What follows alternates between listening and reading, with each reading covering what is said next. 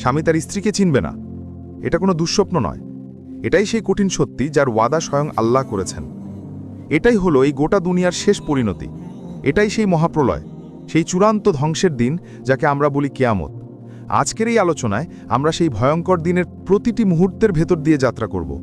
এর প্রথম আতঙ্কের চিৎকার থেকে শুরু করে এই দুনিয়ার ধ্বংস এবং শেষে প্রতিটি আত্মার আবার জেগে ওঠা পর্যন্ত। তাই আসুন আমরা আমাদের মনকে সেই শেষ দিনের জন্য তৈরি করি।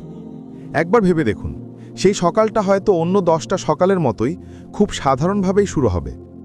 মানুষজন তাদের প্রতিদিনের কাজে ব্যস্ত থাকবে। কেউ হয়তো মাঠে ফসল বুনছে, কেউ হয়তো নিজের সন্তানের সাথে খেলা করছে, আবার কেউ বড় বড় অট্টালিকা তৈরির পরিকল্পনা করছে। কেউই জানতে পারবে না যে এটাই তাদের জীবনের শেষ সকাল। তাদের হাতে আর কোনো সময় বাকি নেই। ঠিক সেই মুহূর্তে কোনো রকম পূর্ব ঘোষণা ছাড়াই আল্লাহর হুকুমে হজরত ইসরাফিল তার সিংগায় ফুৎকার দেবেন। এটি হবে প্রথম ফুৎকার, আতঙ্কের ফুৎকার। এর শব্দ এতটাই তীব্র ভয়ঙ্কর হবে যে তা শোনার সাথে সাথে গোটা সৃষ্টি জগতের স্বাভাবিক নিয়ম ভেঙে পড়বে। এটা কোনো সাধারণ শব্দ নয়, এটি হলো মহাবিশ্বের অন্তিম চিৎকার, যা মানুষের মস্তিষ্ক এবং অন্তরকে ছিন্ন ভিন্ন করে দেবে।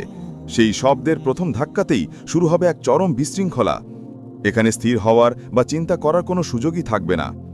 যে মা তার সন্তানকে পরম আদরে কোলে নিয়ে বসেছিল, সেই ভয়ঙ্কর শব্দে তার হাত থেকে অবুঝ শিশু ছিটকে মাটিতে পড়ে যাবে।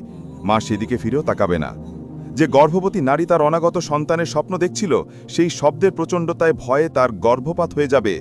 যারা বাজারে কেনাবেচা করছিল, তারা সবকিছু ফেলে দিয়ে পাগলের মতো ছুটতে শুরু করবে। যে ব্যক্তি খাবার জন্য মুখে খাবার তুলেছিল, সেই খাবার মুখ পর্যন্ত পৌঁছানোর আগেই সে ভয়ে চিৎকার করে উঠবে। মানুষ দিক বিদিক জ্ঞান শূন্য হয়ে দৌড়াতে থাকবে। তারা বুঝতে পারবে না কি হচ্ছে, কেন হচ্ছে বা কোথায় গেলে বাঁচা যাবে। তাদের অন্তর এক